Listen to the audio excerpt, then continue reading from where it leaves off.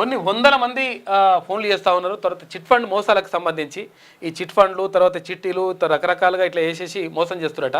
మోసం చేసి లక్షలు కట్టించుకొని లాస్ట్కు మొత్తం కట్టిన తర్వాత వాళ్ళని అంటే డబ్బులు ఇవ్వరా అంటే నాయన అంటే పైసలు ఇస్తలేరు. తర్వాత ఇంకొకటి ఏంటంటే జర్ర లాస్ట్ వచ్చిన తర్వాత 2-3 నెలలు ఉన్నాక కొంతమంది బంద్ చేసారు. బంద్ చేసామని మూతేసుకుని పోయినరు. ఈ చిట్ ఫండ్ మోసాలతోటి చాలామంది ప్రజలు కొన్ని లక్షలాది మంది ప్రజలు ఈ రాష్ట్ర వ్యాప్తంగా ఇబ్బందులు పడుతున్నారు. తర్వాత ఆ లంగాలను ఎట్లా మనం తీసుకోవాలి? వైట్ కాలర్ నేరం ఏమనంటే జైలుకు పోయేస్తున్నారు. జైలుకు పోయేస్తున్నారు, సపరేట్గా కూర్చుంటారు ఆ కొడుకులు. దీంతో సాధారణ ప్రజలు పాపం రూపాయి కూడేసుకొని ఒక దగ్గర వేసుకొని అవి కోట్లు మొత్తం 100 కోట్లు వేసుకొని సాధారణ ప్రజలేమో పాపము ఏదో అంతో ఇంతో కూడేసుకొని కొన్ని పైసలు కట్టుకొని ఓ చిట్టి వస్తే తర్వాత బిడ్డ పెళ్లి చేద్దామని చెప్పేసి లేకపోతే ఇంకేమైనా భూములు కొందామని చెప్పి రకరకాలుగా ఏదో ప్లాట్ కొందాము ఇల్లు కట్టుకుందాము ఇట్లా రకరకాలుగా చేస్తే ఈ కొడుకులేమో ఇట్లా అన్యాయం చేస్తూ ఉన్నారట. అంటే చాలామంది కొన్ని వందల మంది ఫోన్లు చేసి నిన్న నాకు అంటే అన్ని జిల్లాల నుంచి కూడా ఖమ్మం జిల్లా నుంచి కానీ లేకపోతే ఆదిలాబాద్ జిల్లా నుంచి కానీ మహబూబ్నగర్ నుంచి ప్రతి జిల్లా నుంచి కూడా ఫోన్లు వచ్చినాయి. కాకపోతే ఏంటంటే కొంతమంది రమ్మని చెప్తే కొంతమంది వచ్చిండ్రు. ఇంకా చాలామంది కూడా వాళ్ళు వస్తా అని చెప్తే అంటున్నారు.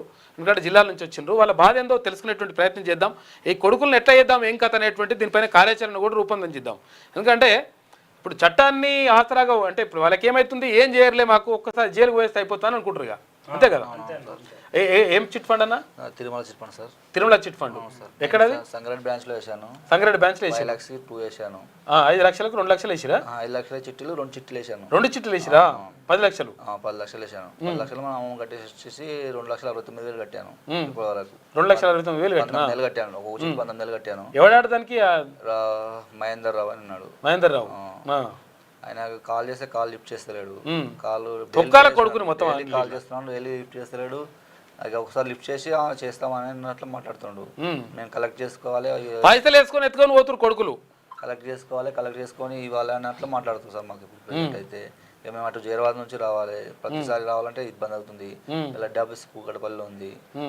ప్రతిసారి వెళ్ళొచ్చాను ఆల్రెడీ. ఇప్పటికీ ఎక్కడ ఉంటుంది వాళ్ళ ఇల్లు? ఎక్కడ వాళ్ళ ఇల్లు ఐడియా లేదు సార్ మాకు. కూకట్పల్లి అయితే హెడ్ ఆఫీస్ ఉంటుంది. ఏంటంటే ఈ అడ్రస్ బిడ్డలు సరిగా పెట్టరు. తర్వాత మధ్యలో పెడతారు. పెట్టేసి వాడు వచ్చి పైసలు కట్టిస్తాడు. కట్టించిన తర్వాత అసలు అవతల వాడతాడు. ఇప్పుడు కట్టినోడేమో నాకు కూడా తెలియస్తారని వీడు అంటాడు మధ్యలోడు. ఇక ఇటువంటి పరిశ్రమలు ఉన్నాయి. ఈయన ఎంపీ గారు అయితే ఉన్నాడు కుక్కడపల్లి ఉంటున్నాడు. కావాలి నేను 2 సార్లు వెళ్ళి కాల్ చూశాను. కాంటాక్ట్ తీసుకున్నాను. మాట్లాడాడు 2 సార్లు మాట్లాడాడు. అలాగే లిఫ్ట్ చేస్తాడు. అసలు పట్టించుకోవడం లేదు ఇక మొత్తానికి. ఈ అక్షర చిట్ ఫండ్ అని కనకదుర్గ చిట్ ఫండ్ అని ఆ చిట్ ఫండ్ ఇటు ఫండ్ రకరకాలుగా లంగా కొడుకులు మొత్తం మోసం అంతా. నేను జరాద్ నుంచి వచ్చానన్న. నేను కొంచెం ఇక్కడ జరుగు.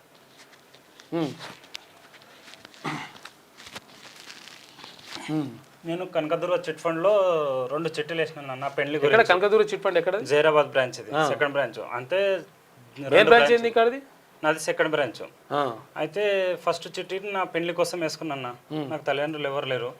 ఇక జమ పడతాయని చెప్పి నా ఫ్రెండ్ నీకు పెళ్లికి యూజ్ అవుతాయి అని చెప్పి నా ఫ్రెండ్ వేయించిండు. వేసుకుంటే జమ అయితే ఒక దగ్గర అయితే పైసలు ఒకసారి యూజ్ అయితే నాకు పెళ్లి కాలేకుండా పెళ్లి కాలేకపోతే వేసినాను. వేసిన తర్వాత ఒక చిట్టి లేపించాడు. ఒకటి చిట్టి లేపించిన తర్వాత మొత్తం కట్టుకుంటూ వచ్చినాను. కట్టుకుంటూ వచ్చిన తర్వాత ఫస్ట్ లేపిన చిట్టి గురించి చెప్తున్నాను. లాస్ట్ 3 months ఉన్నప్పుడు చిట్టి కంపెనీ లేచిపోయిన తర్వాత 3 నెలలు ఉండే. ఇంత 29,129 రూపాయలు నేను కట్టాలి. నేను కడతా అని చెప్పినాను. అయితే జస్ట్ నాకు పెళ్ళైన తర్వాత ఇంకో చిట్టి వేసినాను. ఇక బాబు పుట్టగలడు మళ్ళీ దాని ఖర్చులకు కావాలి అని చెప్పి మళ్ళీ ఒక ఫ్రెండ్ ఏం చేసిండు నువ్వు వేసుకో అని చెప్పి మళ్ళీ నాతో వేయించాడు. వేయించిన తర్వాత ఏం చేసిండంటే నడిచింది అట్లనే. ఎంత నేను కట్టింది ఓన్లీ డివిడెంట్ కూడా కాదు. మళ్ళీ నేను కట్టింది 1,66,000 కట్టినా. కట్టిన తర్వాత లేపేశారు. లేపేసిన తర్వాత వాళ్ళు ఏదో అక్కడ పెట్టినాం అమౌంట్ ఇక్కడ పెట్టినామన్నాను. సరే లేపేసినా పర్వాలేదు నా అమౌంట్ నాకు ఇచ్చేయి. ఎంతైతే నాది కట్టేది 1,29,000 ఉందో ఫస్ట్ చిట్టిది అది కట్ చేసుకుని నా అమౌంట్ నాకు ఇచ్చేయంటే వాళ్ళు ఏం చేశారు నాకు 1,66,000 రావాలన్నా. 1,60,000లో 29,000 తీసేస్తే కూడా నాకు 1,33,000 రావాలి. ఇప్పుడు నేను ఒకసారి నాకు నా షూరిటీ నాకు నమ్మి ఫస్ట్ చిట్టికి కొంతమంది గవర్నమెంట్ షూరిటీలు ఇచ్చారు. గవర్నమెంట్ షూరిటీ పెట్టాలి. కొడుకులు ముగ్గురు గవర్నమెంట్ అధికారులు ఎవరు ఉంటే లేకపోతే ఎవరైనా ఎంప్లాయీస్ ఉంటేనే వాళ్ళతోటి షూరిటీ పెట్టించుకుంటారు. మళ్ళీ ఒకటన్నా వాడు కట్టించుకున్నప్పుడు ఇట్లా షూరిటీ పెట్టిండా. మళ్ళీ 3 చెక్కులు తీసుకుని ఉన్నాయి. మా ఫ్రెండ్స్ చెక్కులు తీసుకున్నాడు. ఇప్పుడు వాళ్ళకి ఏం భయం చెప్తున్నాడు అంటే ఆయన కట్టకపోతే మీ అకౌంట్ నుంచి కట్ చేసుకుంటాం. మా ఫ్రెండ్స్ ఇప్పుడు నాకు నమ్మి పెట్టి వాళ్ళని భయపెట్టిస్తారు. వాళ్ళకి భయపెట్టిస్తున్నారు. ఆల్రెడీ నోటీసులు కూడా వెళ్ళిపోయినాయి. మీకు ఆల్రెడీ వాట్సాప్ చేయొచ్చు.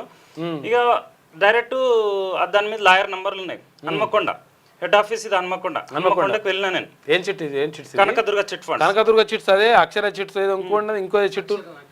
అక్షర ఎక్కడ? అది కూడా హన్మకొండనే.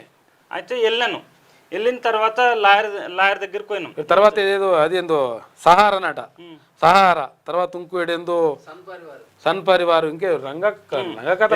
తర్వాత లాయర్ ఏమన్నాడు, డైరెక్ట్ నేను 29,000కు 33,000 చేసి మొత్తం 90,000 చేసి పెట్టిరు. అది మొత్తం పెనాల్టీ తోటి వేసి 90,000 చేశారు. నాకు ఇచ్చేది అన్న సార్, నాకు ఇచ్చేది 1,60,60,000 ఓన్లీ కట్టింది. నేను డివిడెండ్ కూడా అడుగుతలేదు. నాకు ఇచ్చేది పైసలు కూడా నాకు ఇస్తే నేను తీసుకెళ్తాను, అవి కట్టేస్తాను. 33,000 అంటారు కదా పెనాల్టీ తోటి వేసారు. పెనాల్టీ ఎందుకు కట్టాలి మనం? ఇంకా పెనాల్టీ ఏమో అన్నదాన్ని. ఆ పెనాల్టీ 29,000 1,00,000 చేసి పడేసారు. ఇట్లా ఇక ఏందో ఇప్పుడు ఒక విషయం, నేనైతే 1,00,000 కట్టినా, మళ్ళీ దానికి పెనాల్టీ ఎంత పెట్టాలి నేను? అవును, మన ఇప్పుడు ఇంకా మనకే రావాలి వడ్డీ, నాకే వడ్డీ రావాలి కదా. అవును, నాకు వడ్డీ అవన్నీ మాట్లాడకు నువ్వు. లాయర్ నంబర్ కూడా అక్కడ ఉంది. లాయర్ నంబర్ మాట్లాడితే నువ్వు అన్ని పెట్టుకోకు, నువ్వు కేసు పెట్టుకో అంటే నేను ఒక మధ్యతరగతి కుటుంబాన్ని పెట్టుకునే పొజిషన్ నాకు ఉందా? నేను లాయర్ పెట్టుకుంటాను, జాబ్ వదిలేసి నా పిల్లల్ని నేను ఎట్లా నడుపుకోవాలి? ఇప్పుడు లాయర్ పెట్టుకుని ఆఫీస్ చుట్టూ తిరగాలి. ఇప్పుడు నేను తిరగలేరనే ఇట్లా అంతా కూడా మైండ్ కెమెరా కొడుకులది. ఇక్కడ చాలా మంది ఉన్నారన్న. ఇప్పుడు కొంతమంది ఆడపిల్లలే ఉన్నారు, మొత్తం పెళ్లిళ్ళు ఇవ్వాలని చెప్పేసి దానికోసము పెట్టుకున్న 20 లక్షల రూపాయలు కట్టినా అటే వీక్ని మొత్తం పైసలు పైసలు ఇస్తలే కొడుకులు.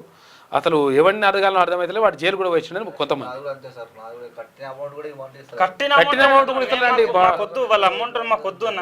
వాళ్ళ పాపం సొమ్ము మాకొద్దు. వాళ్ళ పాపం సొమ్ము ఎట్లయితుంది? మన పైసలు మన వడ్డీ రావాలి. ఇంకా కట్టిన అమౌంట్ ఏమంటున్నాం, మాకొద్దు. మేము ఇంకా కావాల్సి మా 29,000 దాన్ని ఏమన్నా ఉంటే నాకు కట్ చేసుకుని నా 1,33,000 ఇచ్చేసారు.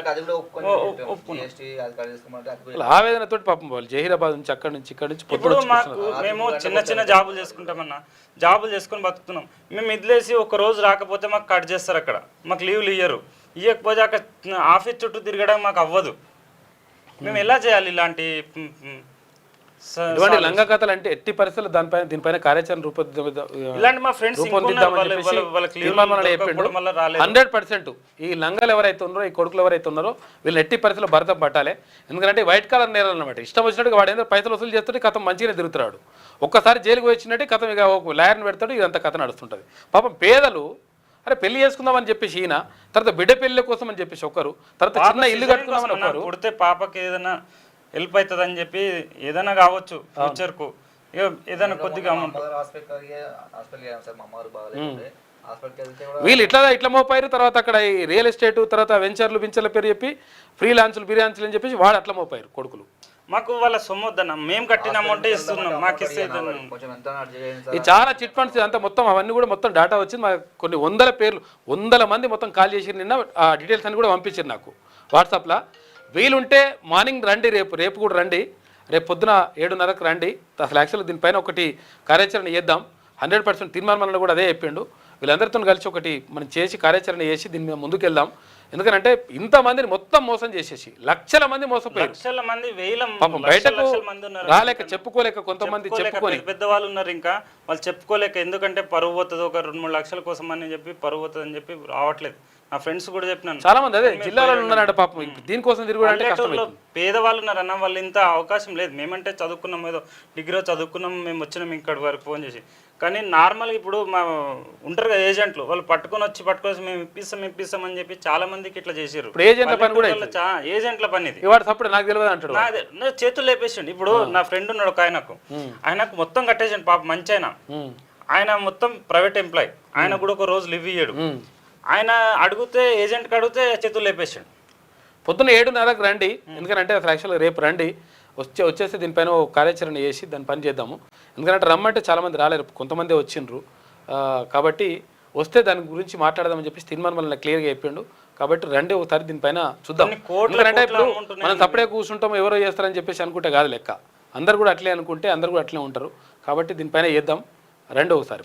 అధికారులు మీ సమస్యలు పట్టించుకోవట్లేదా? నెలల తరబడి మిమ్మల్ని ఇబ్బంది పెడుతున్నారా? మీ సమస్యకు ఎవరు స్పందించట్లేదా? సమస్య ఏదైనా ఎక్కడి నుంచైనా వెంటనే క్యూన్యూస్ కాల్ చేయండి. మీ తరఫున మేం బాధ్యత తీసుకుంటాం. కాల్ చేయాల్సిన ఫోన్ నెంబర్ 8499019921. పబ్లిక్ వాయిస్, సామాన్యుడి ప్రశ్నాస్త్రం. ప్రతి గురువారం ఉదయం 10 గంటలకు మీ క్యూన్యూస్ హెచ్డీలో నవంబర్ 6 నుంచి ప్రారంభం.